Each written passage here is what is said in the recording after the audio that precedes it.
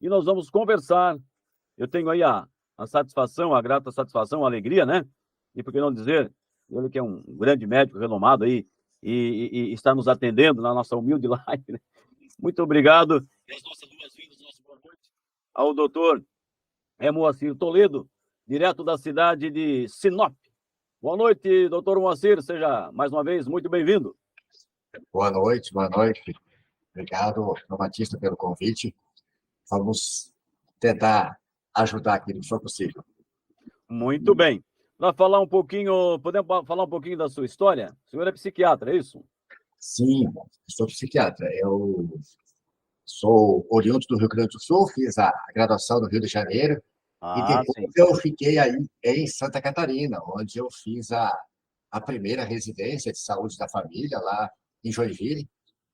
E com as vivências de médico de família, eu senti a necessidade de entender mais a psiquiatria. Fui para São Paulo, fiz residência, retornei a Santa Catarina, fiquei cerca de 10 anos em Joinville e acabei migrando aqui para o Mato Grosso, onde a gente clinica quase que exclusivamente em psiquiatria e medicina de família, né? No consultório e também a gente tem cargo de professor na Universidade Federal aqui. Então, eu consegui, de certa forma, diminuir minhas atividades, me concentrar só no consultório e na universidade, e já não se faz toda aquela correria que a gente faz quando mais jovem. Mas já está há quantos anos aí no Mato Grosso? Mato Grosso vai completar 6 anos aqui agora, 6 anos. em outubro. A temperatura aí é quente, né? Sim, é quente, mas essa época ainda chega um pouquinho do frio daí. Às vezes de manhã chega a fazer 15 graus aqui, para cá é considerado frio. E nesses dias está bom, faz 30 graus de dia e cai agora aí para uns 20 graus à noite. É uma época seca aqui, mas bem interessante que fica mais fresco. A época mais quente aqui é a época da chuva, que é de outubro até março. Muito bem, então nós vamos direto para o nosso assunto de hoje, falar um pouco sobre a psiquiatria. E a primeira pergunta que ele faz, deixo também aí o espaço para quem vai entrar aí no chat ao vivo, o pessoal também que vai assistir o vídeo depois. Doutor Moacir, sobre as doenças psiquiátricas, como é que nós podemos entender suas causas? Tem como explicar o que se acredita e o que realmente temos de certeza sobre isso? Bom, bastante complexo isso. Né? Bom, primeiro assim que as doenças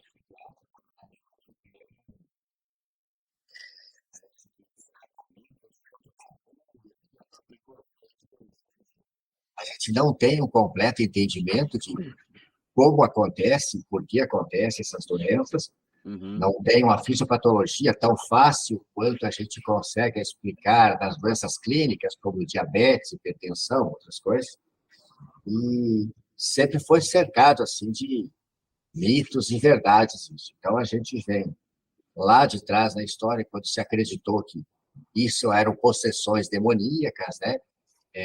Não se tinha tratamento, muitas pessoas dessas foram até exterminadas, né? Existiu o náufrago dos loucos, né? Que eram jogados em alto mar, até que surgiu os hospitais psiquiátricos e começou. Eram tratamentos praticamente de isolar, segregar esse paciente da comunidade, porque só em 1950, é bem recente isso, 80 anos, nem 80 anos atrás, é que chegou as medicações psiquiátricas primeiras com efeito terapêutico notório, né, que foram os antipsicóticos que trataram a esquizofrenia.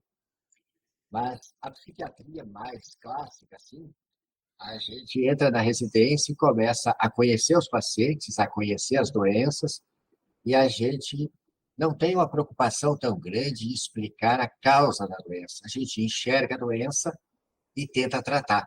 E existem muitas teorias que tentam explicar o porquê do adoecimento, mas explicam como a pessoa está doente. E explicar a origem mesmo não existe muito essa preocupação. Por exemplo, as doenças mais faladas, né, conhecidas pela comunidade, a depressão. Já são muitas décadas que o adoecimento da depressão está calcado em cima de uma teoria, porque nunca se pôde comprovar isso.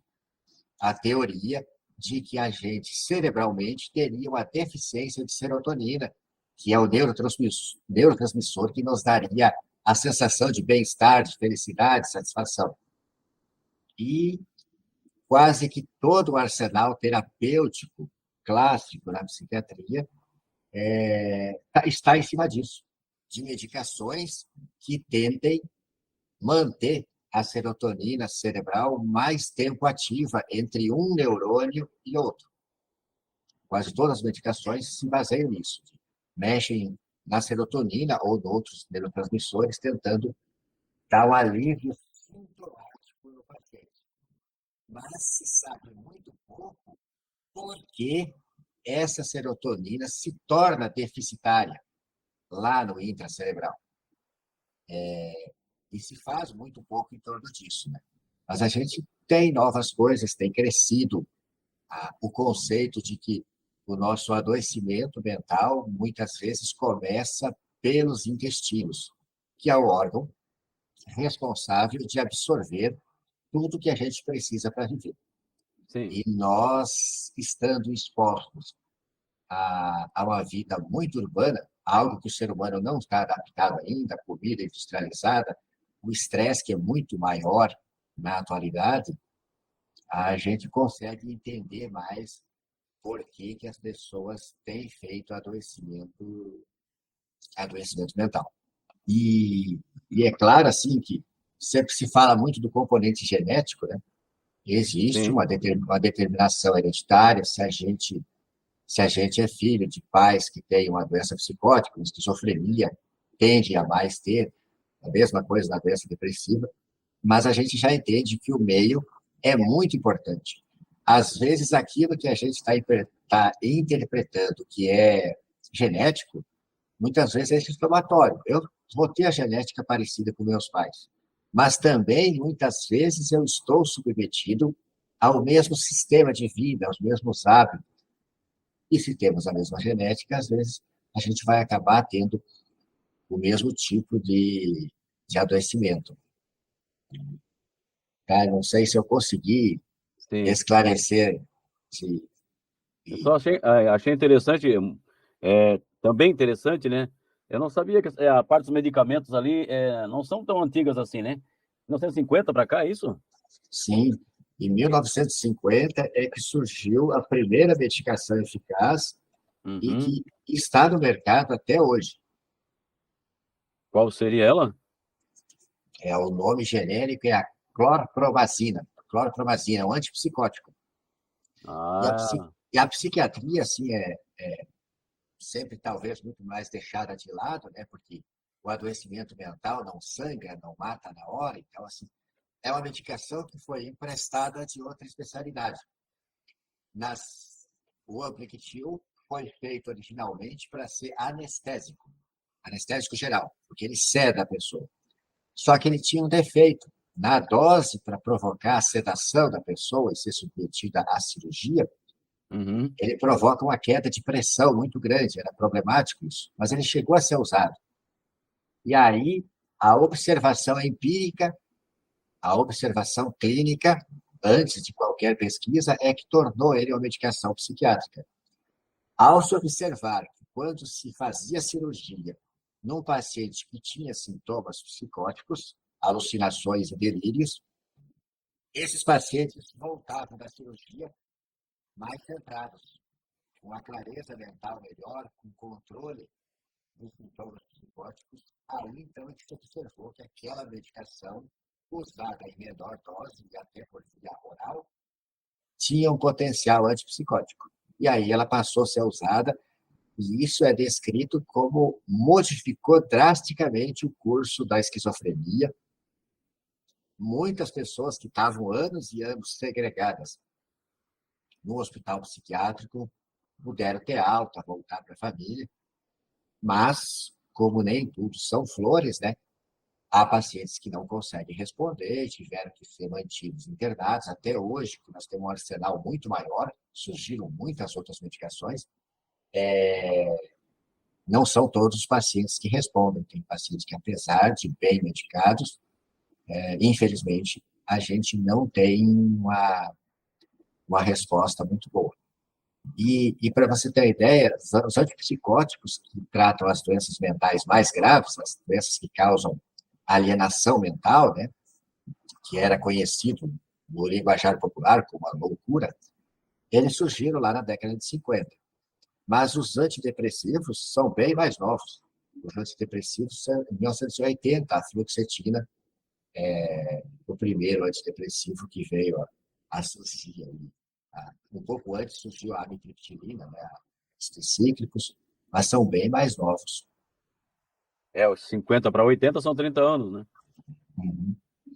E os transtornos de ansiedade e depressão sempre existiram, né? Talvez em menor incidência que atualmente, mas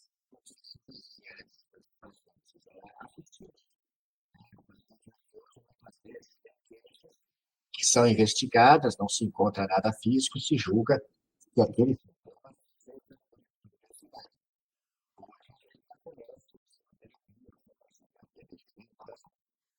antidepressivos. É preciso frisar que a gente usa antidepressivos para tratar também os distúrbios de ansiedade.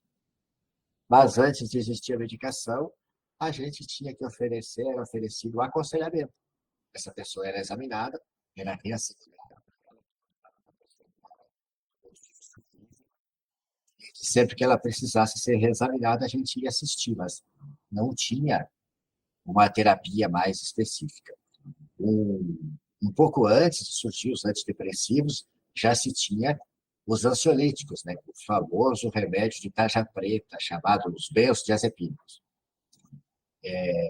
que aliviam sintomas de ansiedade, que aliviam alguns sintomas da depressão, mas eles têm o problema de causar independência. Contudo, veja só como são as coisas. A indústria farmacêutica que os fabricava, até surgir os antidepressivos, eles sustentavam que os ansiolíticos benzodiazepínicos de ação longa não causariam dependência. Mas assim que eles lançaram os antidepressivos, como a fluoxetina, eles mesmos passaram a admitir que os benzodiazepínicos causavam dependência e que a gente deveria investir em usar a longo prazo os antidepressivos. Porque, evidentemente, os antidepressivos vieram com o preço mais vantajoso para eles. Aí a indústria tem esse modus operandi. A partir de que ela lança um remédio novo, com patente, mais caro, ela própria começa a bater, a denegrir o remédio mais velho, numa propaganda bem notória, tentando direcionar a receita do médico para o medicamento mais lucrativo. Existe essa nuance. Claro, há exceções. Muitas vezes tem medicações mais novas que vêm fabulosamente melhor e acaba suplantando a medicação antiga. Mas, na verdade, na psiquiatria, a gente tem essa nuance de o medicamento antipsicótico, por exemplo, que eu estava falando, a clorpromazina foi o primeiro, depois veio o haloperidol. O haloperidol é descrito na literatura como antigo, que a gente deve preferir os novos, tudo. Porém, sempre está lá no parágrafo, no rodapé ou na prática clínica da gente, quando o bicho pega, quando o paciente está grave, quando a gente precisa realmente conter os sintomas graves do paciente, em quem é que a gente lança a mão? No velho haloperidol. Ele que sempre nos resolve as emergências, mas ele é muito batido pela indústria, porque ele é muito antigo, é muito barato, e a tendência deles é escreverem na literatura que a gente deve receitar os novos antipsicóticos, que custa centenas de vezes maior. Não é que seja 10 vezes maior. Alguns são centenas de vezes mais caros. quando o pai tem esquizofrenia, você falava aí sobre problema de genética, né? Há uma probabilidade do filho ou da filha também ter, doutor? Ah, sim, a esquizofrenia é uma doença, assim, que quando pai ou mãe tem esquizofrenia, chega a uma chance de 50%. Então, lógico que isso pode não se repetir em todas as famílias, mas vamos pensar assim, tem um caso de esquizofrenia nos genitores, então, os filhos, é muita chance para, desses quatro, dois fazerem a esquizofrenia também. Uhum. Esquizofrenia e doença bipolar do humor, que é uma doença do humor, se repete muito. Acontece muito de se repetir. E é uma doença, assim, que a gente consegue atribuir muito poucas causas externas. Não é como depressão e ansiedade, que a gente nota, às vezes, um maior vínculo com o estresse, com alguns fenômenos da vida. A esquizofrenia, a gente vê que ela vem muito puramente por ela mesma, pelo histórico familiar genético, e também a esquizofrenia é muito desencadeada por uso de substâncias. Então, tem pacientes que vão fazer sintomas psicóticos só depois de anos de uso pesado de álcool e, agudamente, acontece muitos casos relacionados ao uso de maconha fumada, né? Existe a infelicidade de se fumar uma vez e fazer surto psicótico, existe os que fazem após muitos usos, mas é bem reconhecido isso, mesmo que não tivesse pesquisa mostrando, é notório na prática clínica da gente, de jovens que fazem sintomas psicóticos e desenvolvem esquizofrenia sem nenhum histórico familiar. E as pesquisas mostram que a esquizofrenia está na população geral em cerca de 1%. E entre usuários de maconha fumada, a estatística é que 5% fazem transtorno esquizofrênico, transtorno psicótico. Então, eleva bastante o risco de esquizofrenia, o uso de maconha. E voltando ao assunto da genética, a Bernice está perguntando ainda sobre o Alzheimer. Você pode também. Ah, não. O Alzheimer é o seguinte, também se fala de um componente genético, né? Os pais tiveram, a gente tem mais chance de ter, Uhum. mas a gente precisa criticar isso um pouco, porque deixa eu começar lá pela infância para a gente entender melhor isso. Sim. A gente tem, acho que quase todo mundo já viu falar na criança de sofrer de inatenção, de hiperatividade, o tal do TOC, que é uma criança irritada, deliberadamente incomodativa e opositora, né? E tem muito se falado sobre o TEA, transtorno do espectro autista, o autismo. Isso na infância. No adulto, as doenças mais prevalentes que a gente encontra na comunidade são os transtornos de ansiedade e a depressão. E não estamos falando aí das doenças mais graves, a esquizofrenia e a doença bipolar. E lá no idoso, a gente lembra da demência de Alzheimer, né? E tem também a doença de Parkinson. Então, como eu falei antes, que a gente tem um entendimento hoje, repito, a maior parte da psiquiatria mais clássica não olha para isso e não admite isso. Mas é bem crescente essa vertente que fala, de 15 anos para cá, da conexão intestino-cérebro. Então, a gente entende hoje, praticamente, que essa inflamação intestinal que acontece por causa da vida urbana, dos hábitos nossos hoje, que essa inflamação intestinal migra para ficar sistêmica no sangue e migra para o cérebro fazendo neuroinflamação, é o que causaria na criança os sintomas de ansiedade, desatenção, irritabilidade, hiperatividade e até piora o aguçamento dos sintomas do autismo.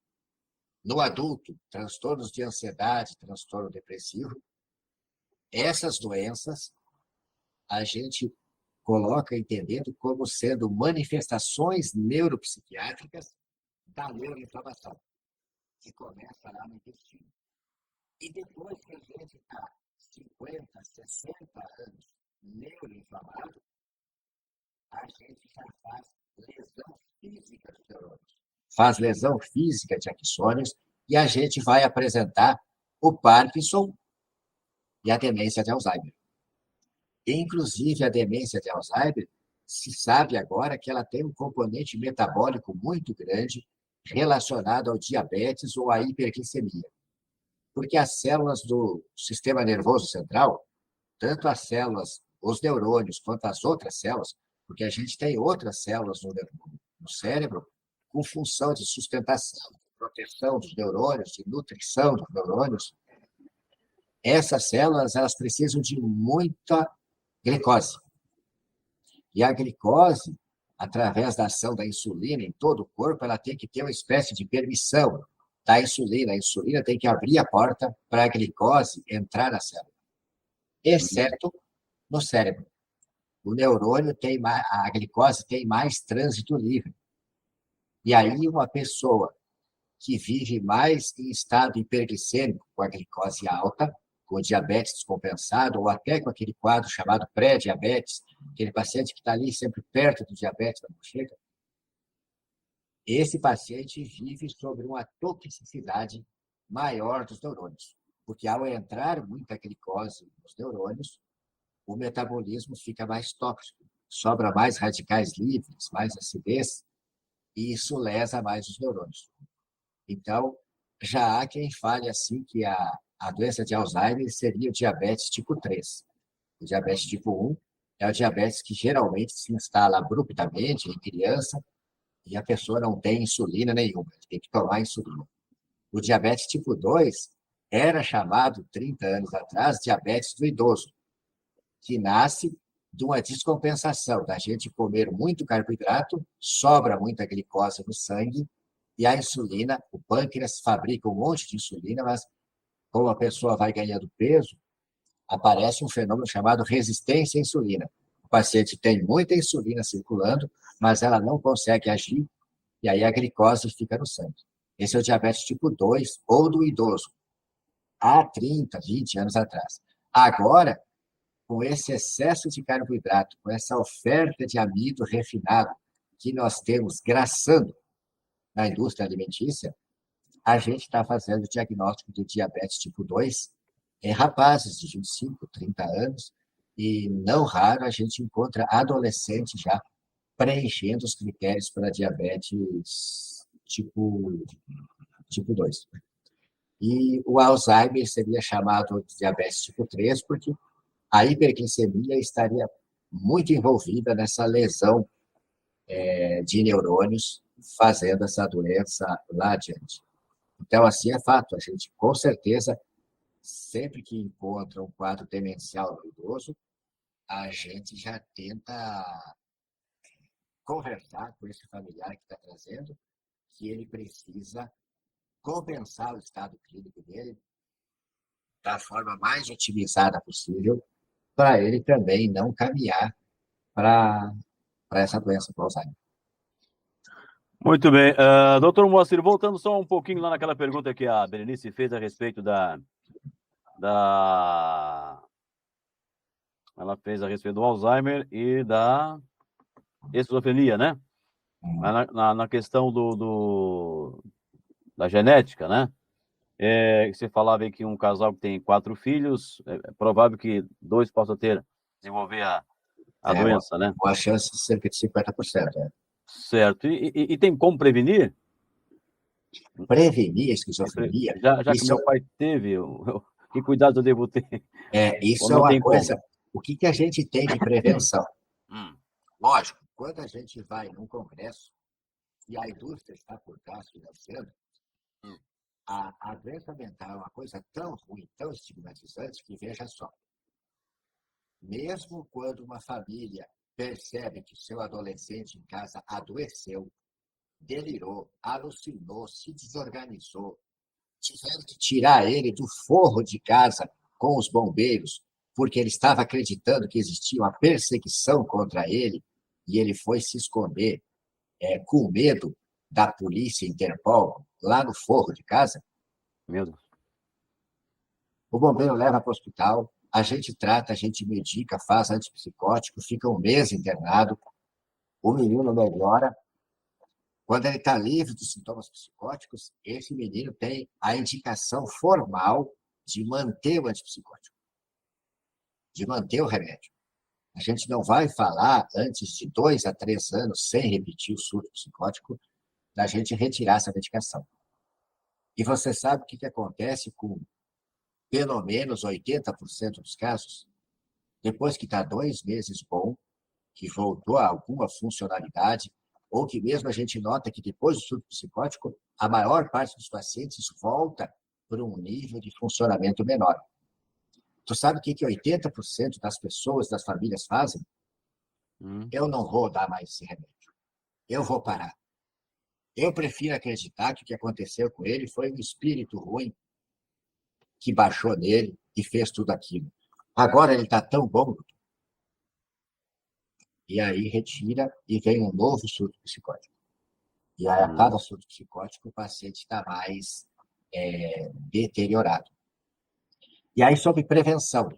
Quando a gente vai nos congressos, a indústria promove palestras falando em a gente começar antipsicótico em jovens que teriam comportamentos mais esquisitos. Eles tentam mapear certos comportamentos que seriam prodrômicos, que dariam sinais que a pessoa faria um surto psicótico na infância, na adolescência, ou adulto jovem. Eu considero isso muito utópico, porque vê que eu te disse que quase todas as famílias que a gente entra com antipsicótico, que viram o filho adoecer, viram nitidamente doente, quando a gente dá sorte do antipsicótico controlar rápido os sintomas, as famílias ficam muito convidadas a abandonar o tratamento. Então, como que você vai pensar que alguma família vai topar começar antipsicótico para o seu filho só porque o pai ou a mãe tem e porque esse menino tem um comportamento meio estranho, meio alheio às relações sociais, faz, faz umas conversas estranhas lá, tipo assim, eu não gosto desses vizinhos, eu vou fazer uma simpatia, uma reza para ver se eles se mudam daqui. Já é uma conversa estranha. O sujeito já acredita que uma simpatia, que uma reza, vai ser capaz de afastar aqueles vizinhos que ele não gosta. Enquanto não ficar completamente doente mentalmente, as pessoas não aceitam se tratar do espectro das coisas da psiquiatria. E aí, o que mais tem de prevenção? Lembra que eu falei que o uso pesado de álcool, qualquer quantidade de uso de maconha, uso pesado de cocaína e crack, adoram desenvolver sintomas psicóticos? O que eu faço? Sempre que aparece alguém trazendo genitores com doença psicótica no consultório, eu falo, vocês, nem que não queiram, vocês têm que ser careta. Vocês têm que lembrar que vocês têm ancestral com doença psicótica. Então, vocês nem de brincadeira pode dar o tal do tapinha na maconha, tapinha na cheirada lá, porque vocês têm um risco muito maior do que eu, que não tenho ninguém de psicótico na família, etc. e tal. Então, eu considero prevenção isso. Você afastar qualquer desses agentes que podem desencadear sintomas psicóticos. Mas a gente não tem nada, por exemplo, na esquizofrenia, dizendo assim que alguém muito estressado, ou nível de pobreza, ou baixa muscularidade aumente o risco. É uma doença absolutamente democrática. A gente só vê mais pessoas pobres com esquizofrenia porque existem mais pobres, infelizmente, e se por acaso alguém é bem abastado, é bem provido, se fizer esquizofrenia, vai ficar pobre, porque é uma doença disfuncional, uma doença que causa disfuncionalidade para a pessoa. Então, o que ela, às vezes, adquiriu, se alguém começou a esquizofrenia mais tarde, aí com 25, 30 anos, que o mais comum é começar em torno dos 20 anos, essa pessoa, infelizmente, vai perder tudo que tem, vai ficar paupérrima. Se a família não enxergar isso logo, interditar ele para proteger os bens que tem, para tomar conta dele, a esquizofrenia, muitas pessoas não sabem disso, mas O paciente de esquizofrenia que não tem família para tomar conta, ele se torna mendigo. Aliás, o paciente de esquizofrenia que não tem família para tomar conta. Que aí fica em situação de rua, e como a esquizofrenia é uma doença que causa perda da vontade, perda da capacidade de sonhar, de planejar e executar as suas coisas, o paciente sem família para tomar conta, para dizer, entra para tomar banho, fulano toma teu remédio, fulano entra aqui, vamos jantar, fulano, hoje é sábado, hoje é dia de tomar banho, nós temos que fazer teu banho, fulano. O paciente sem cuidado, ficando na rua, o paciente de esquizofrenia, o mendigo, qual é ele? É aquela pessoa que se move só para suprir as necessidades básicas da vida. Ou seja, se ele estiver deitado num papelão e sentir vontade de urinar, ele só encosta numa parede e faz xixi. Se ele tiver fome, ele pede uma comida. Se alguém der 2 marmitas para ele, ele não tem capacidade de comer uma marmita no almoço e guardar a outra para janta. Ele joga fora, dá para o cachorro. E de noite ele está sem comida de novo. Então, a esquizofrenia faz isso. Faz o sujeito perder toda a capacidade de planejar e executar suas coisas. E como às vezes é uma pessoa jovem e tem os 4 membros inteiros, está forte, boa parte das pessoas olham para o portador de esquizofrenia e pensam que é um preguiçoso. Não está sangrando, não está inchado, não está deformado. Muito bem, olha a hora passou rápido. 21h06. E a nossa live no canal Batistão, que nessa noite de quinta-feira, Batistão com saúde, né? Estamos conversando com o Dr. Moacir Toledo, direto da cidade de Sinop, no Mato Grosso. E o assunto, claro, psiquiatria. Dr. Moacir, nós falávamos sobre... Você falava aí um pouquinho antes sobre os medicamentos, que a pessoa tem um surto, e depois é tratada, a pessoa volta, né, a um certo nível, digamos até normal mesmo, e depois acaba não parando com o medicamento e volta a ter um novo surto.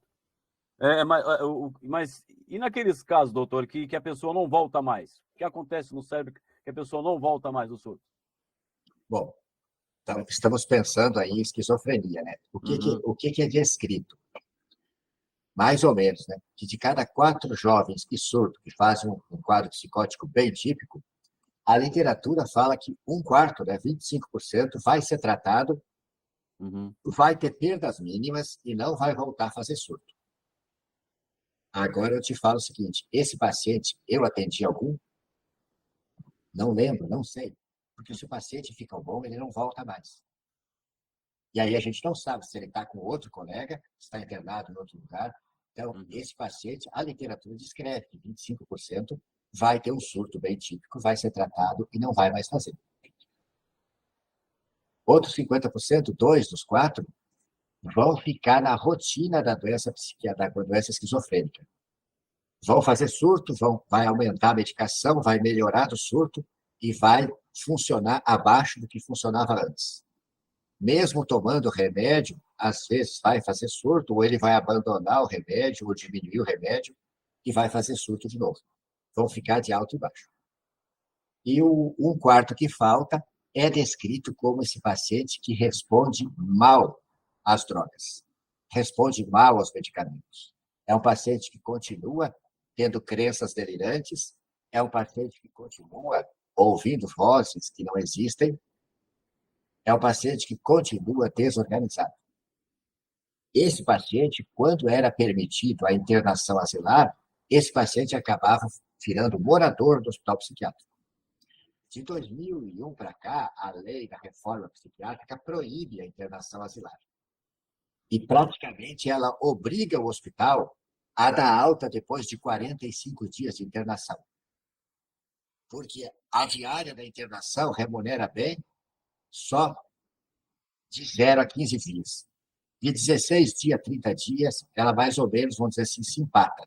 E o que o paciente fica internado, depois de 30 dias, a remuneração do hospital é baixíssima. De forma que o hospital tem que dar um jeito de convencer a família de levar para casa. E aí, quando os pacientes são graves, o que a família aprende a fazer? Aguenta do jeito que dá, 15, 20, 30 dias em casa o paciente e leva de novo para o hospital internar. E quando não tem como a família tomar conta em casa, a família larga para a rua e o paciente vai morrer atropelado, ou ele vai entrar em atritos na rua e ele vai ocupar uma vaga no sistema penitenciário. Ele é doente, ele não poderia estar lá, mas o verdadeiro doente mental, o verdadeiro psicótico, ele não sabe alegar isso. E ele é pobre. Daí, ele vai ser colocado lá na cadeia, o funcionário público lá não tem poder para tirar ele da cadeia, o presídio não tem psiquiatra, chega o dia da audiência, ele vai para lá, está o juiz, está o Ministério Público lá, e o paciente, né, o detento, não tem advogado. O juiz vai mandar a secretária no corredor do fórum chamar um advogado dativo para trabalhar, para receber os honorários da assistência judiciária gratuita. O advogado entra lá, o juiz pede a carteira, anota a carteira do advogado, o juiz com o promotor público deliberam, traçam a pena e está formalizado o processo. Tinha juiz, tinha Ministério Público, tinha réu e tinha advogado assistindo o réu. Mas esse advogado não conhecia o caso, entrou lá porque o juiz determinou. E o advogado que aceita isso é o advogado que está precisando ganhar aqueles R$200 de honorários. Ele assina. E está esse paciente apenado. Fica lá dentro. Então, o fechamento dos hospitais psiquiátricos provocou a ida dos pacientes para o sistema penitenciário. Tem pesquisas que mostram que 1/3, 1 em cada 3 das pessoas que estão apenadas nos presídios são portadoras de transtorno mental grave. Os mais comuns, deficiência intelectual, que era conhecido como retardo mental, esquizofrenia e psicose secundária ao uso de drogas. O deficiente mental ele é muito facilmente aliciado pelos psicopatas para servirem de mula. E quando eles caem, não tem quem os defenda. Eu já trabalhei em presídio em outro estado e eu cheguei a presenciar, a depois interpretar, que para aquele pai que quase todo dia eu passava no hospital de emergência para ver o filho dele em surto lá, e eu não tinha vaga para internar no hospital o filho dele. O hospital não tinha antipsicótico. Eu viajava de Santa Catarina ao Amapá, levando caixas e caixas de haloperidol que eu comprava. Não sei como é que deixavam eu passar no avião, é porque eu falava que antipsicótico ninguém abusa. É ruim tomar, por isso que os pacientes não querem tomar. Esse filho desse homem parou preso. E eu orientei tudo para esse pai, como que ele tinha que fazer, pegar um advogado, levar o meu relatório, levar o meu laudo para tentar tirar o filho dele lá. E o filho dele sempre lá na enfermaria, nada, até que um dia encontrei ele na visita lá, conversei com ele, o pai falou, doutor, eu não vou tirar ele daqui. Quando ele estava em casa, aprontava demais, me dava muito trabalho, e eu nunca conseguia vaga para internar ele. Agora eu quero mais é que ele fique aí dentro. Porque aí dentro eu sei que tem uma enfermaria, eu sei que o senhor trabalha aqui, eu sei que o senhor vai medicar ele, e lá fora o senhor não tem vaga para internar ele. Perdão, mas eu estou arrepiado de ter que estar falando isso aqui, mas as pessoas não têm ciência de que isso acontece. Falando o linguajar chulo, que tem lá no Rio Grande, estou falando chulo porque é do linguajar popular, é uma coisa que a gente não pode concordar, mas é o que se fala. Existe um ditado popular lá no interior que se diz que não se gasta com café falou. Verdade. E é exatamente isso que o sistema faz.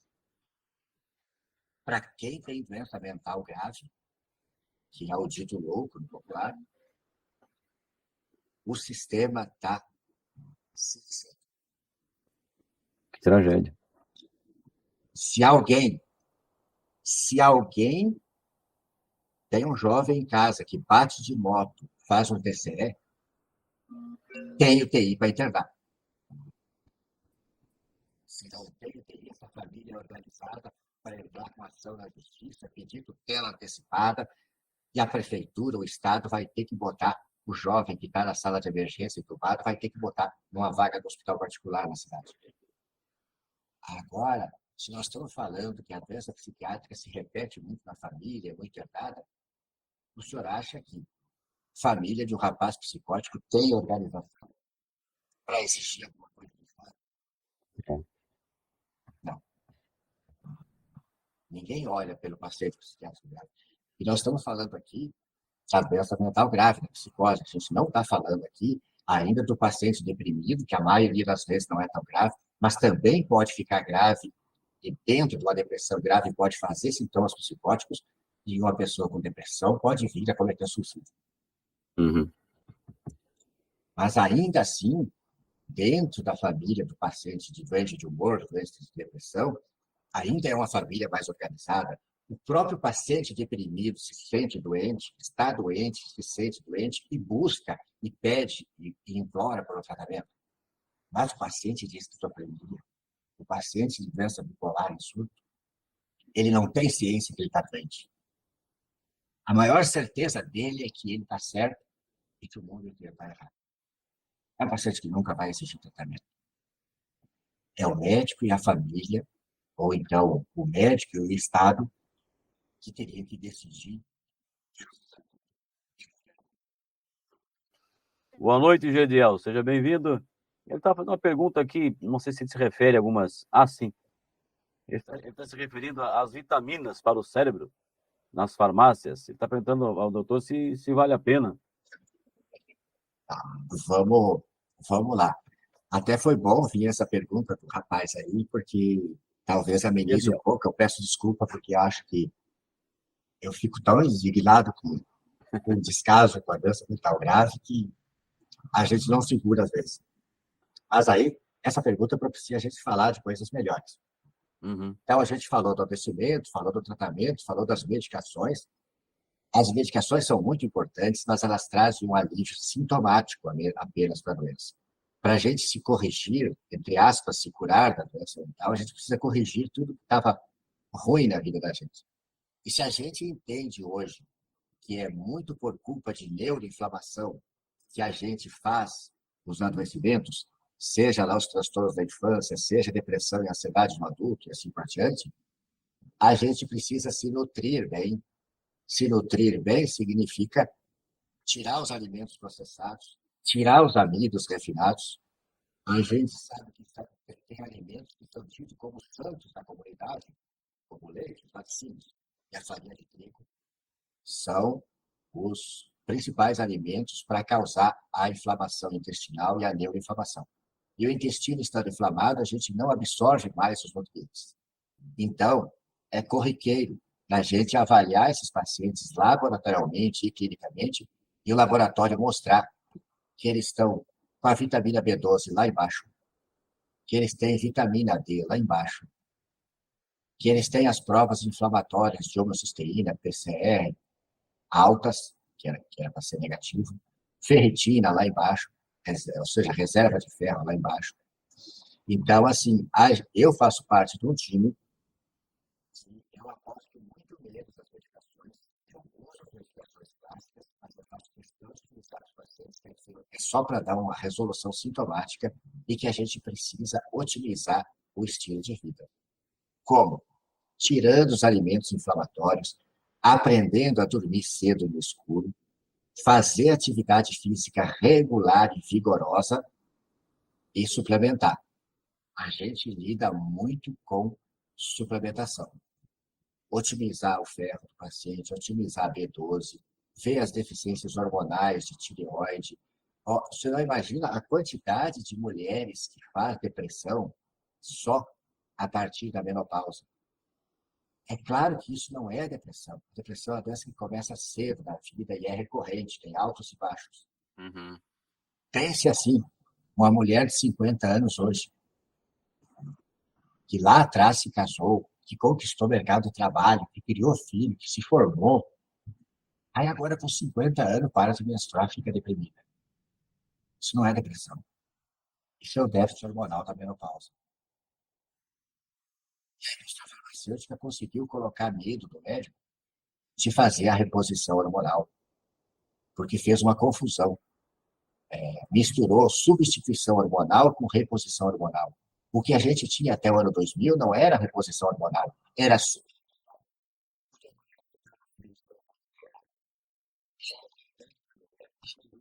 que era estrogênio de égua. Hum. Agora não, agora tem hormônio bioidêntico, igual da mulher. Como que vai fazer mal para a mulher o hormônio igual que ela produziu? Então, a gente considera muito essa questão de remover o que é tóxico para nós, e aí pensa no sono tarde, no sedentarismo, remover isso, né? Alimento com trigo, alimento com laticínio, carne processada, salsicha, mortadela, peito de frango, peito de peru, lombo de porco, salsicha, calabresa, e ajustar. A gente tem a nossa bioquímica o mais ajustada possível, como era o nosso perfil lá antes dos 30 anos. Hormônios em níveis certos, vitaminas em níveis certos, tudo trazido para níveis fisiológicos.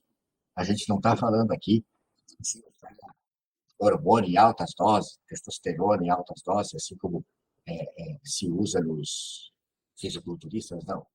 A gente, na medicina integrativa, associada à psiquiatria, a gente preza por apenas trazer esses hormônios e esses suplementos, trazer para níveis fisiológicos. Respeitar a fisiologia humana para a gente funcionar, como diz a propaganda de cerveja, para a gente funcionar redondo. Entendeu? Então, isso é um alento que a gente tem. Apesar de tantos casos que tem, para as doenças, principalmente depressivas e ansiosas, a gente tem uma resposta excelente quando a gente consegue cuidar do paciente assim. Mas se fala disso, propaganda é a indústria alimentícia que tenta nos enfiar tudo que não presta. E ela ganha as pessoas com a facilidade, com a facilitação. Tudo que a indústria vende pronto para comer é deletério. Mas é muito fácil e é falsificado para ter sabor melhor que as coisas naturais. É uma briga difícil. A gente, para conseguir cuidar de um paciente assim, a gente precisa que o paciente seja inteligente e que o paciente tenha disponibilidade financeira. Porque essas coisas não estão de acesso no convênio, não estão de acesso no SUS. Boa parte desses exames que a gente tem que fazer para entender como é que está a bioquímica do paciente, os convênios glosam, os convênios não pagam, porque os convênios de saúde, na verdade, são convênios de doença. Se alguém estiver querendo melhorar a sua saúde, usar o plano de saúde para melhorar a sua saúde, o plano glosa. O plano não paga aquele serviço. O plano só quer pagar exame para diagnosticar a doença e consulta para tratar doente. É bem estranho isso. E o paciente da gente do SUS, coitado, tem muito pouca informação, muito pouco acesso a essas coisas. Praticamente estamos encerrando já a nossa live de hoje, doutor, mas quero fazer uma pergunta nesses seus 20 anos aí de experiência. O que é que o senhor acredita? Vamos adoecer mais ou temos chance de ainda melhorar? Então, tinha uma aula completa sobre isso. O que se fala muito é que a gente está adoecendo muito mais. Uhum. A resposta depende. É de quanto você acredita no sistema ou não. Se a gente olhar para a classificação diagnóstica, para o número de diagnósticos que tem se achado, a gente vai acreditar que a gente tem adoecido mais mentalmente. Mas preste atenção que tem um viés aí. Em psiquiatria, pelo menos, que muito da psiquiatria mundial segue a psiquiatria americana, que tem uma classificação à parte da CID. A CID é a Classificação Internacional de Doenças. Mas a Sociedade Americana de Psiquiatria tem o DSM, o Manual Diagnóstico e Estatístico de Psiquiatria. Esse manual diagnóstico está na 5ª versão. Quando ele começou, tinha 200 e poucos diagnósticos. A última versão de 2015, a quinta edição, já tem quase 400 diagnósticos. E os critérios diagnósticos foram sendo afrouxados. Por exemplo, hiperatividade na infância. Na versão anterior, dizia lá que a criança tinha que ter um nítido prejuízo acadêmico escolar. Agora já vem escrito se a criança tiver algum prejuízo. Você entende que algum prejuízo, nós vamos diagnosticar mais crianças com TDAH, nós vamos oferecer mais receita do medicamento que alivia o sintoma da hiperatividade e a indústria vai vender mais. E aí, outra coisa. Toda a psiquiatria clássica está calcada nos remédios e pouco se fala do estilo de vida. E aí, nas crianças é que a gente vê a maior diferença e existe uma coisa chamada experiência clínica, resposta clínica. A medicina baseada em evidência é um tripé. É o que tem de conhecimento científico, ensaio clínico disponível, a experiência clínica do médico, mais o desejo do paciente. E na experiência clínica que a gente nota, muita criança que já passou em N médicos e ninguém resolveu o problema comportamental de hiperatividade, agitação, desatenção daquela criança. A criança está com 8 anos e a mãe fala que não pode mais com a vida do moleque. Aí é a hora que essa família encontra uma nutricionista do ramo funcional que arruma a alimentação dessa criança e a família que passou por ele, médico, já está desesperada. Aí eles têm capacidade de aceitar, de acatar a orientação de uma boa nutricionista. Você sabe que a nutricionista acaba melhorando muito mais a criança do que qualquer junta médica? Tanto que eu falo hoje para as famílias, se você não tem orçamento para estar pagando psiquiatra, neuro, procura uma nutricionista funcional e investe nela. Vai fazer mais. A hora que essas crianças, as famílias conseguem tirar das telas, botar a dormir cedo, botar a fazer atividade física, retira leite e derivados, retira a farinha de trigo e retira.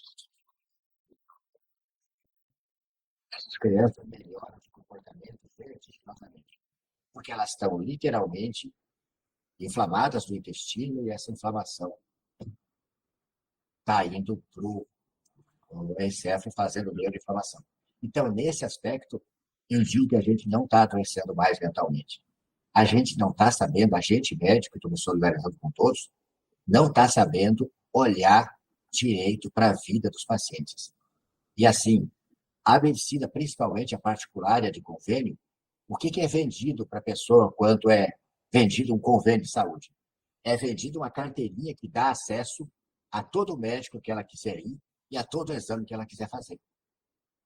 E a gente, enquanto médico, quando entra para o convênio, a gente que é clínico, que não tem exame, quer fazer número de consulta. Aquele médico que tem máquinas de exame, ele quer fazer bastante exame. Aquele médico que é cirurgião, o consultório para ele é preâmbulo, ele quer achar cirurgia para fazer, que é onde ele fatura. E aí o que acontece? Esses pacientes que têm ansiedade, depressão e que estão inflamados, e ainda não têm diabetes, ainda não têm hipertensão, ainda não explodiu nenhuma doença, esse paciente fica rodando no sistema, ele entra numa clínica com o gastro, faz endoscopia, faz ultrassom, o gastro fala, está tudo bem. Vai no cardio, vai que essa tua dor de estômago é cardíaca. Vai no cardio, faz esteira, eletro, ecocardiograma, Holter. Tem tudo bem.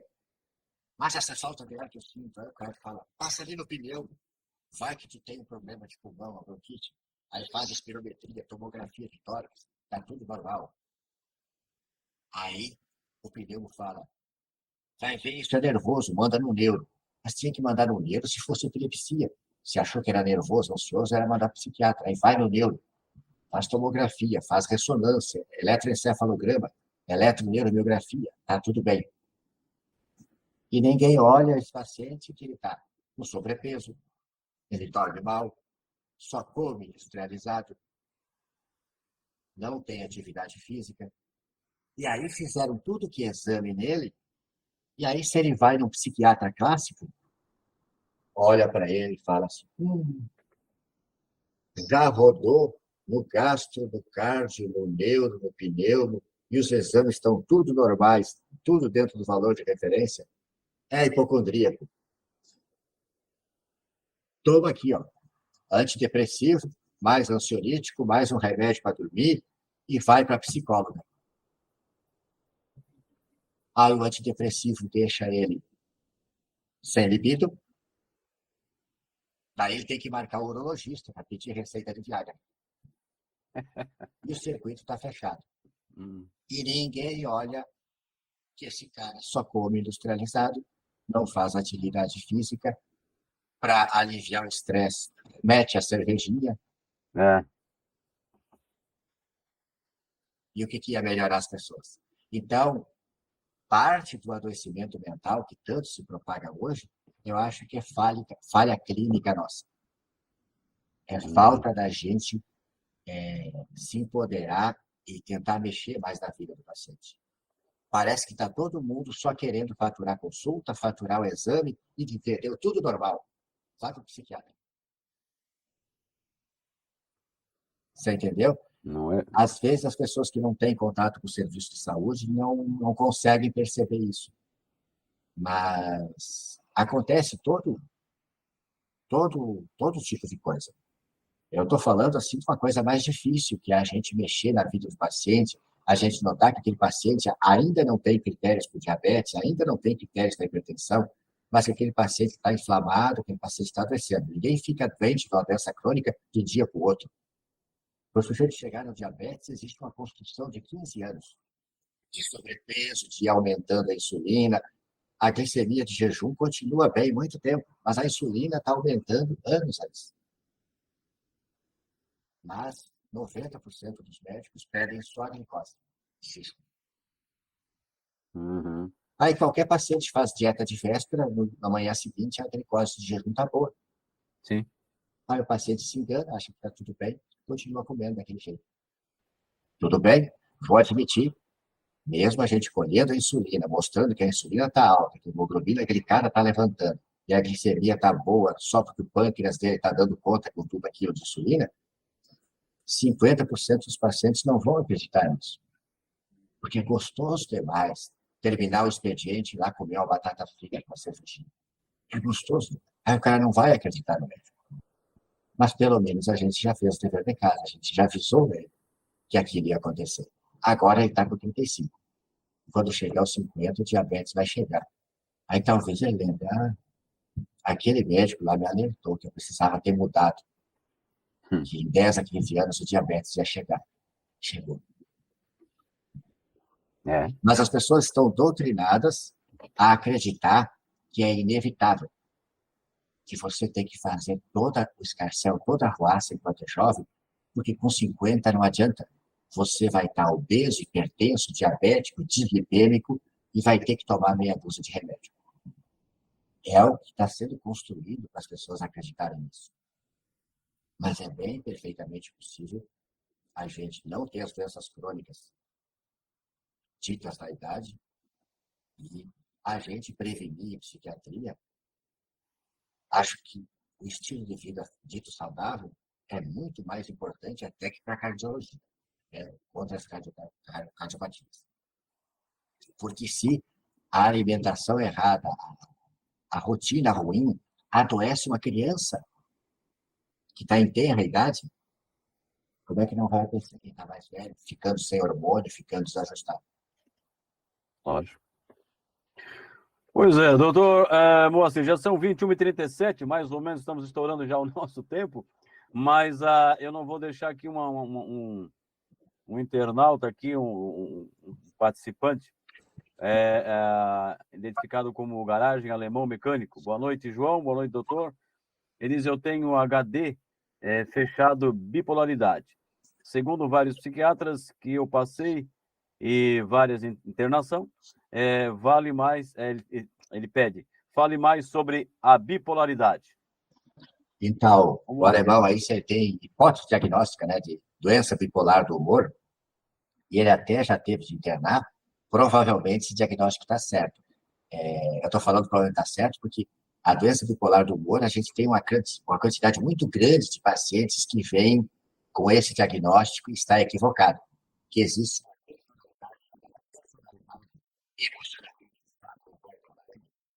que o médico menos experimentado, o psicólogo menos experimentado, confunde muito. Uhum. Mas a doença bipolar do humor, vamos dizer assim, é uma doença assim, que está ali perto da esquizofrenia, é tão grave quanto, só que tem uma diferença. Na crise, o paciente fica praticamente impossível da gente diferenciar do paciente de esquizofrenia. A diferença está no intercrise. Resolveu a crise com o antipsicótico, o paciente tende a ficar completamente bom. Daí é uma coisa traiçoeira, porque aí as pessoas tendem a acreditar que ele não tem doença nenhuma e ele mesmo se sente muito bem, tende a parar o remédio. Mas a manutenção do remédio estabilizador de humor é muito importante porque diminui cerca de 80% a chance de uma nova crise. Vê que não diminui 100%, eu posso estar medicado mesmo assim fazer, mas 4 crises em 5 é muito pior do que uma crise em 5 pacientes, né? E a doença bipolar do humor é vital. Manutenção do estabilizador do humor, o principal é o lítio e os outros antiepiléticos, e a outra coisa muito importante, evitar o álcool. Álcool é um gatilho danado para desencadear a doença bipolar.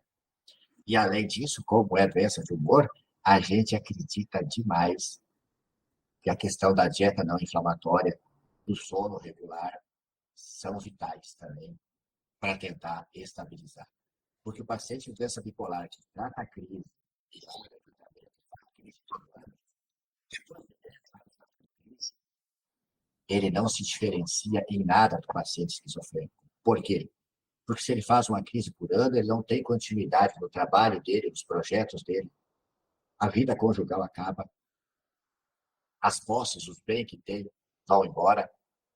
Então, assim, a doença bipolar é tão grave quanto, porque se o paciente não conseguir segurar as crises, depois que ele teve 10 crises, a vida, todo mundo já conhece ele como louco, infelizmente, né? Ninguém mais dá crédito para ele. E ele perde todas as oportunidades que tinha. Então, a doença bipolar tem uma particularidade, tem pacientes que a gente cuida por muito tempo, e é notório para a gente, as épocas de mais surtar é pós-festa de final de ano e pós-carnaval. E aí as pessoas insistem, não, é só um brinde, só um pouquinho. Aí esses pacientes às vezes caem de experimentar o álcool nas festas de final de ano ou no carnaval. É a época que a gente mais tem crises nesses pacientes. Então, o meu mano aqui, o Anselmo, está dizendo assim, boa noite, doutor Moacir, parabéns, excelente explanação do assunto. Valeu, mano, obrigado aí pela força, e realmente foi, né? Doutor Moacir, da minha parte aqui hoje, ele está só. Se você tiver mais algumas colocações para nós fechar a nossa live, fique à vontade aí. Não, desculpa às vezes por ser tão incisivo com algumas coisas, mas eu acho que se a gente tem que fazer alguma coisa, tem que fazer com vontade, com tesão, sei lá, para vir aqui falar aquela coisa morna, que não toma partido para nenhum lado, fica sem graça. E a gente está sempre tentando alertar as pessoas para se prevenir, para não adoecer, e se estiver doente, atacar o problema de frente. Usar o que tem de arsenal terapêutico e usar também o que tem, que se sabe quanto as mudanças do estilo de vida podem melhorar a gente. Existe uma campanha da Sociedade, da Associação Brasileira de Psiquiatria, que é contra a psicofobia, que é contra esse preconceito contra as doenças mentais, mas é uma campanha que nunca conseguiu emplacar, justamente por isso. Para a doença mental grave, quase que ninguém olha.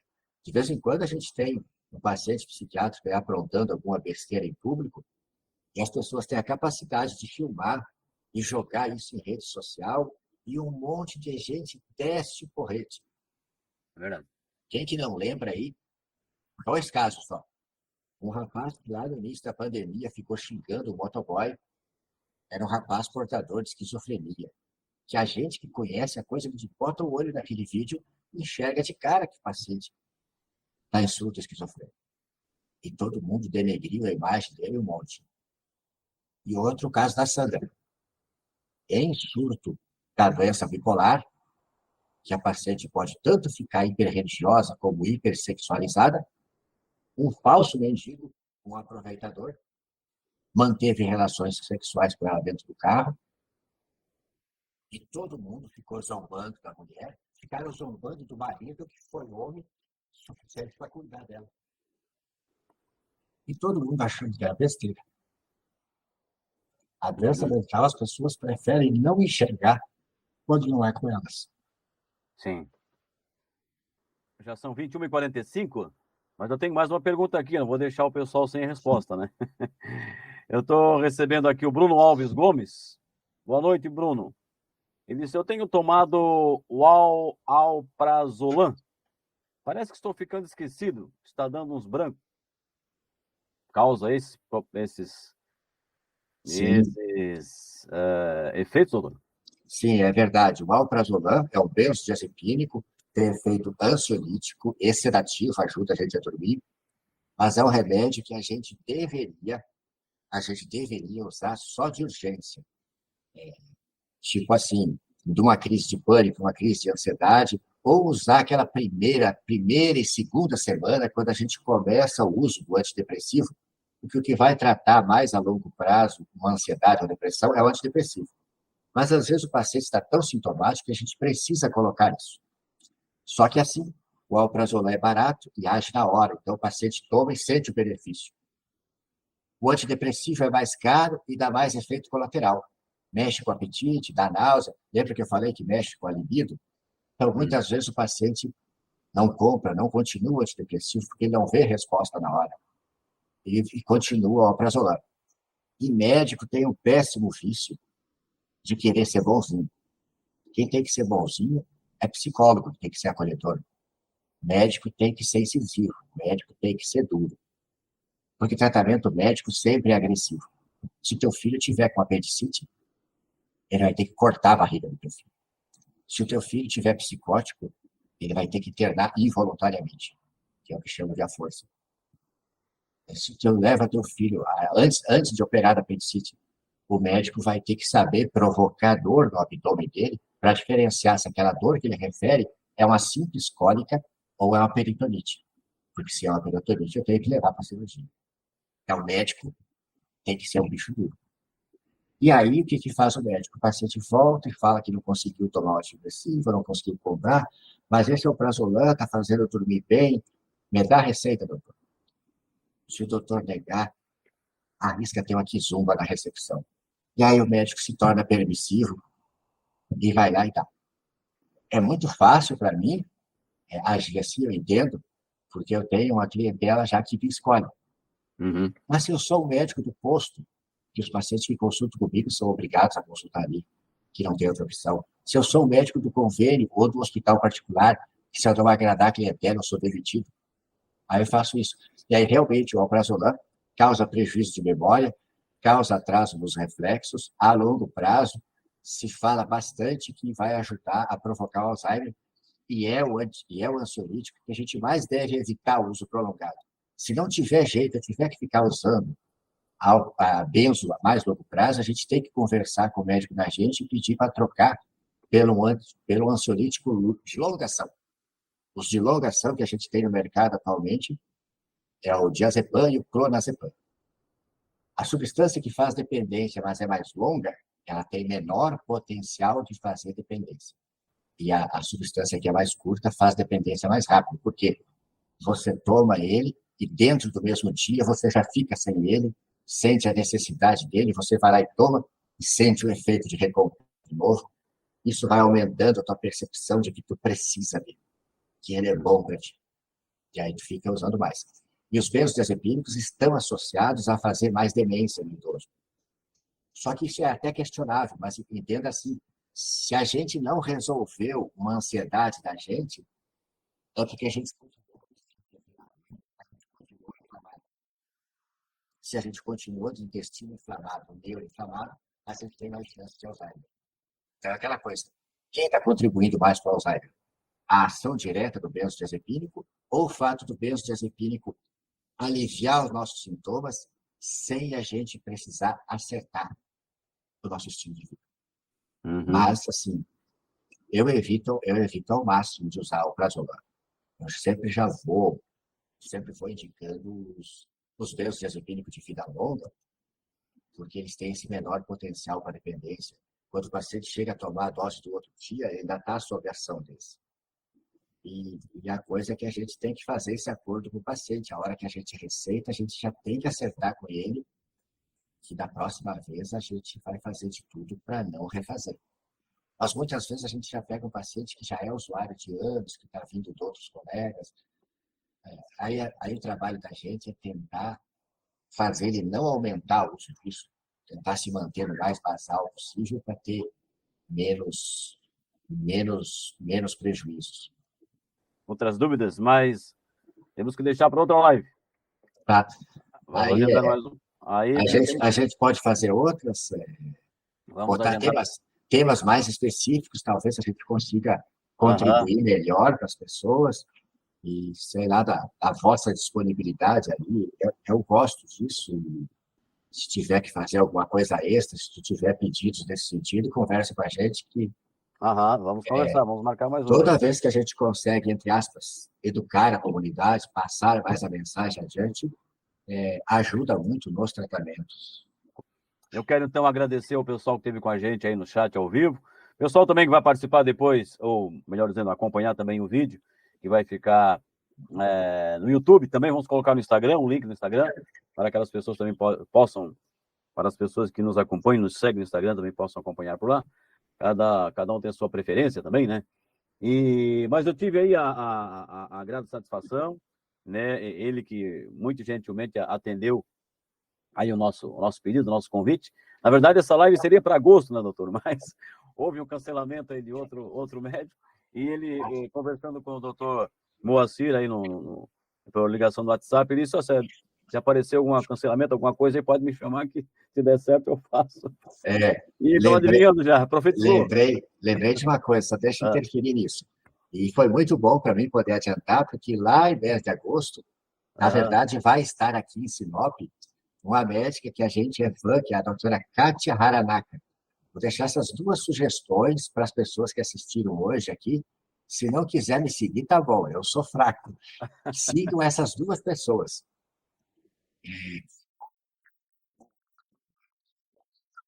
Kátia Haranaka.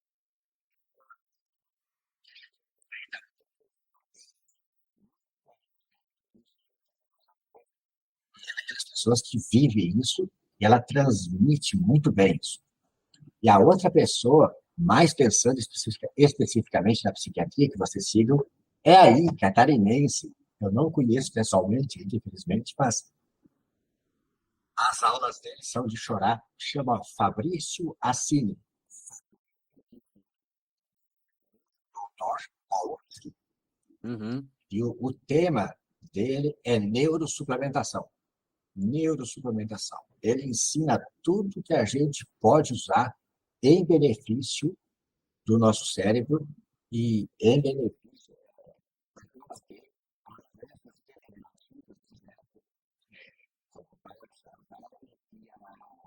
das psiquiátricas também. São fenomenais. Kátia Haranaka, o farmacêutico Fabrício Assini, com 2 S, e eu não posso deixar de falar também da nutricionista Denise Carreiro. Denise Carreiro, vocês vão achar no YouTube e no Instagram. São pessoas que ensinam demais a gente. Demais. Eu vi até que o senhor se emocionou, né? A gente percebe que é uma pessoa que ama aquilo que faz, né? Isso acontece com profissionais que amam aquilo que faz. Mas você tem o seu Instagram, o pessoal também pode acompanhar muitos vídeos interessantes por lá também, né? Sim, @Toledo Médico. Isso. Então, gente, eu tive então a alegria de conversar com o Dr. Moacir Toledo, a cidade de Sinop, né? No Mato Grosso. Sinop, melhor cidade do mundo. É grande a cidade ou é pequena ou média? Já sei que eu vou morrer. A estatística acho que fala em 140, 150 mil habitantes, mas eu acho que isso é subestimado. Eu acho que quando eu cheguei aqui, há 5 anos atrás, já tinha 200 mil. E é uma coisa assim de outro mundo. Aqui, se a gente ficar 2 meses sem ir para um bairro, quando passa lá, parece que não conhece mais já. Já se levantou galpões, já se levantou lojas, já se levantou prédios, se levantou novas obras. Cresce demais. Agora está uma certa paragem. De manhã cedo, eu vou correr geralmente antes das 7, no tal do Redondo, que são as rotatórias enormes que tem aqui. E tem uma loja que eu uso muito aqui, né, nas minhas coisas também, a Honda, né? Essa loja sempre, a partir das 6h30, já tem fila de carro esperando para entrar. Mas com essa paragem agora, após esse fenômeno que a gente teve aí depois das eleições, não está mais assim. Mas tem bastante obra. Mas era impressionante o quanto a construção civil aqui parece que não para, a cidade sempre cresce. O agro também é muito forte em Mato Grosso, né? O agro é forte aqui. Assim, meu Deus, eu gostei, tem mais. Tem uma conhecida sua aqui chegando no finalzinho da live, é a Larissa Orax Coelho. Pessoal lá de Joinville, são os porque ela chamou irmãos aqui que eu tenho lá. Ela chama de Moacir, porque tem um certo conhecimento, né? Então tá, boa noite, Larissa. Obrigado pela participação. Doutor Moacir, um abraço, muito obrigado mais uma vez. Sucesso cada vez mais na sua carreira aí. Eu que agradeço. E até uma próxima. A gente volta a conversar e marcar mais uma live. Até mais. Boa noite. Valeu, um abração. Gente amiga, então, conversamos com o doutor Moacir, lá do Mato Grosso, psiquiatra. Uma live super interessante. Vai ficar aí no YouTube, no Instagram também, né? Se você puder compartilhar, compartilhe. Se você puder se inscrever no canal, melhor ainda. Deixe o seu like, tudo é muito bom. Tudo ajuda a gente a expandir, a crescer o canal e nos animar, né? Nos dar ânimo para dar continuidade no trabalho. E eu quero lembrar que na segunda-feira a gente volta aí com a live Lei e Direito. Vou conversar com a doutora Cristiane sobre direito previdenciário. Aí a live segunda-feira passada, né?